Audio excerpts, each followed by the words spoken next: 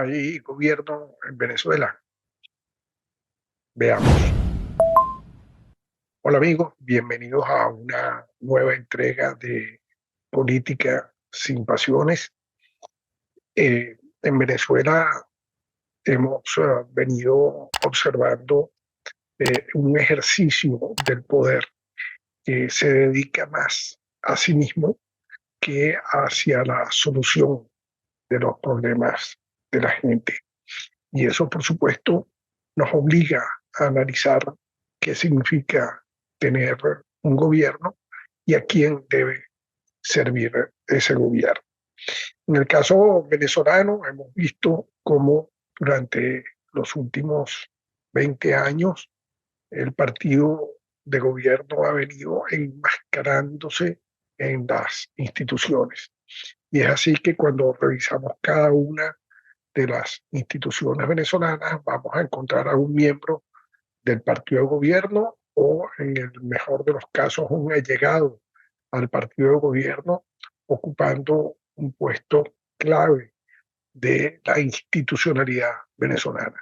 El fiscal eh, que se encuentra ejerciendo funciones en este momento es ex constituyentista, ex diputado por el Partido Socialista Unido de Venezuela, ex gobernador del estado Anzoátegui por el Partido Socialista Unido de Venezuela, indiscutiblemente una persona allegada, claramente allegada e identificada con el partido de gobierno. Igual sucede con el actual, el nuevo presidente del Consejo Nacional Electoral, la presidenta del Tribunal Supremo de Justicia. eh, Desconozco quién es el defensor del pueblo, pero muy probablemente es alguien allegado al partido de Maduro. Es lógico que el presidente de la Asamblea Nacional sea del partido y que el presidente, quien eh, funge ser presidente, también sea del partido de gobierno. Pero nos encontramos en una situación donde en Venezuela no hay equilibrios, donde cualquiera que necesite acudir a que sus derechos sean respetados se va a encontrar lamentablemente con un fiscal que obedece las líneas del partido de gobierno, con un contralor que hace lo propio, con un Consejo Nacional Electoral que no se ha podido en los últimos 20 años lograr un Consejo Nacional Electoral tal como lo establece la Constitución de Venezuela.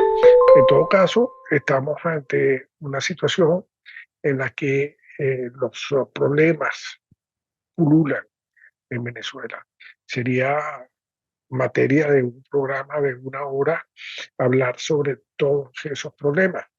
La pregunta que nos tenemos que hacer es qué política se está adelantando para resolver alguno de esos problemas.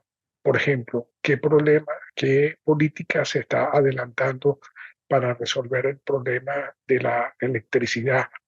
Los apagones se han hecho más frecuentes y más duraderos, más largos el periodo que la gente está pasando sin luz, con todos los perjuicios que esto ocasiona, donde el papel del defensor del pueblo, por lo menos según lo que dice la Constitución, sería abogar por esas personas a las que se les queman sus neveras, a las que sufren los daños relacionados con no tener electricidad, solamente por mostrar uno de los problemas. Y uno se pregunta, ¿qué está haciendo el señor Maduro con respecto a la solución del problema de la electricidad? Bueno, sabemos que estuvo en China recientemente y firmó un convenio de asesoría o algo así por el estilo para mejorar el sistema eléctrico nacional. El problema del sistema eléctrico nacional es que necesita dinero y el dinero no va a llegar. El Maduro destina recursos a otras cosas que él considera más prioritarias, pero no sin duda a darle electricidad a la gente de una manera constante, fiable, sin racionamiento, sin apagones, sin que se dañen los aparatos. La situación de la gasolina va por eh, la misma ruta. Nos preguntamos nuevamente cuáles son las políticas que se están adelantando para resolver el problema de la gasolina. ¿Cuál es la política que se adelanta para resolver el problema del acceso a agua corriente, agua potable, que usted desde su casa abra el chorro y tenga la seguridad de que con una probabilidad del 99% va a salir agua pura de ese chorro que usted está abriendo?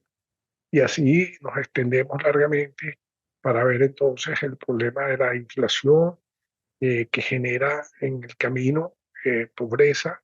Recuerden que la inflación ha sido bautizada desde hace muchos años como el impuesto a los pobres, un generador de pobreza que Maduro no ha podido controlar desde que llegó a Miraflores. Y uno se pregunta entonces, ¿qué significa gobernar? Para el Partido Socialista Unido de Venezuela, gobernar significa mantenerse en el poder a toda costa, precisamente para hacer del poder un usufructo, para hacer del poder un mecanismo a través del cual una nueva oligarquía disfruta de esas mieles del poder, disfruta de unos estándares de una calidad de vida que están muy por encima del resto de los venezolanos. El índice de Gini de Venezuela en estos momentos es bastante escandaloso. La diferencia entre los que más tienen y los que menos tienen está en una situación nunca vista en los últimos 120, 130 años.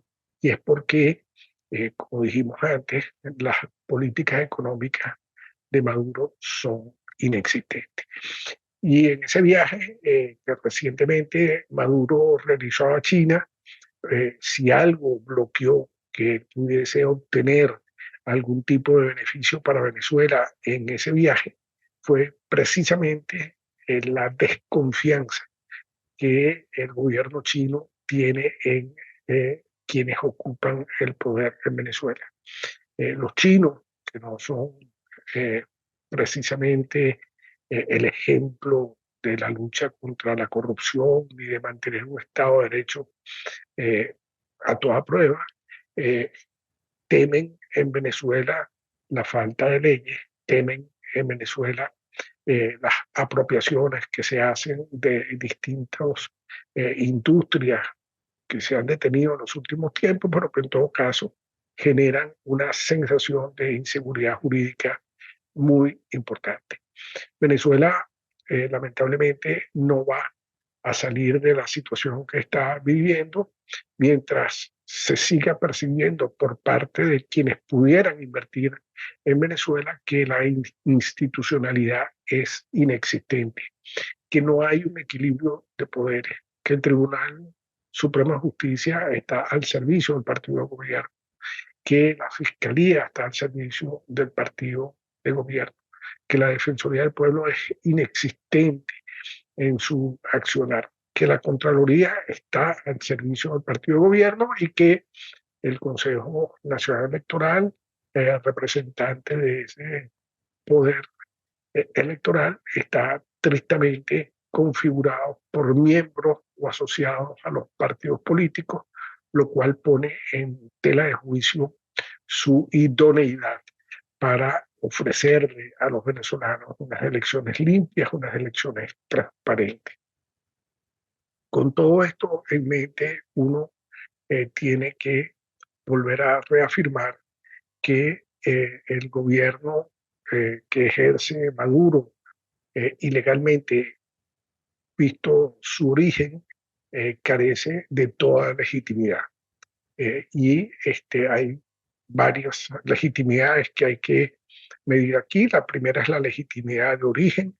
Como ustedes recordarán, hubo un adelanto de elecciones en el año 2018 que lo que buscaba era descolocar a la oposición, que la oposición no participara. Eh, Básicamente Maduro corrió solo en ese proceso electoral con una muy baja participación. Eso llevó a que muchos países no reconocieran a esa elección como una elección válida y fue lo que trajo a que se decidiera que Juan Guaidó iba a ocupar el cargo de presidente interino. No vamos a entrar en esa materia, sería cuestión de analizar eso más adelante. Después hay una legitimidad de desempeño y ante esa legitimidad de desempeño, un desempeño verdaderamente ni siquiera magro, un desempeño inexistente en el desarrollo de las tareas de proveer salud, de proveer educación, de proveer seguridad, de que haya una infraestructura que soporte la calidad de vida de los venezolanos y el desarrollo de las estructuras y el desarrollo de la economía y el desarrollo de la industria, eso es prácticamente inexistente en Venezuela. Los niveles de pobreza se han disparado a niveles anteriores a la llegada de Chávez al poder y todo esto nos obliga a decir que eh, Maduro no tiene legitimidad de origen y tampoco tiene legitimidad de desempeño. El gobierno es definitivamente, es lo único que se puede decir, malo. Y entonces aquí sale el asunto de si esto es por las sanciones o por todo este tipo de cosas. Y aquí es útil recordar que, por ejemplo, a Irán se le han aplicado más de 4.000 sanciones e Irán es un proveedor de gasolina de Venezuela. ¿Cómo es que Irán sí puede producir gasolina y Venezuela no puede producir gasolina? Rusia tiene muchas más sanciones que Venezuela e Irán juntos y sin embargo Rusia sigue adelante en su guerra con Ucrania y desafiando a la mayoría de los países que se oponen a esa guerra. Entonces, el problema de las sanciones, lo único que ha puesto de manifiesto es la incapacidad de un Maduro que no tiene la formación necesaria para ejercer la presidencia, además rodeado de personas que tampoco tienen esa formación.